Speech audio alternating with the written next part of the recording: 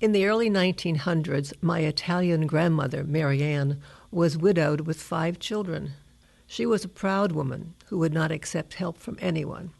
So she decided to leave Italy and come to the United States.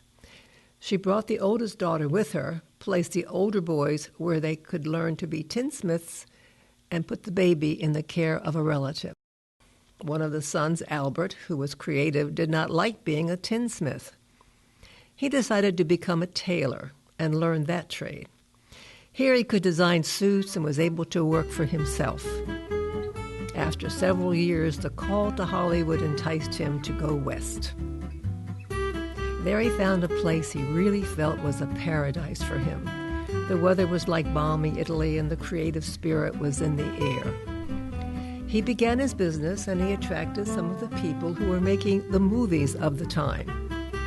He was asked to make suits for many of the actors and was often on the sets fitting them. His business continued to grow, and he was finally able to establish himself on Rodeo Drive in Beverly Hills. He was once asked to make some clothing for a young actor who had just been hired. He was sent to see my uncle, and from that day on, he became his tailor for life. That man was Ronald Reagan. My aunt would choose the shirts and ties to go with the suits, and he was happy with the results.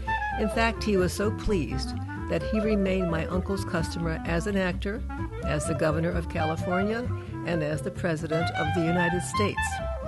My uncle had made his own patterns and designs, the clothing to make each individual look his best. He always had those patterns when needed to make any corrections, and Mr. Reagan always did look well in his clothes. When the president was shot coming out of the hotel in Washington, he was wearing his favorite blue pin striped suit. However, my cousin Frank, who was able to make an identical one for him, sent it to him. Before he left the White House, his portrait was painted wearing that new suit, and that portrait still hangs in the front hall of the White House. Once the president retired to California and his Alzheimer's disease had worsened, his wife Nancy would bring suits to be altered and repaired. Later, she mentioned my uncle's services to her husband in his biography. The president may have been the most famous client of my uncle and my cousin, but he was also a treasured acquaintance. Each time I think about that, I think to myself, and he could have been a tinsmith.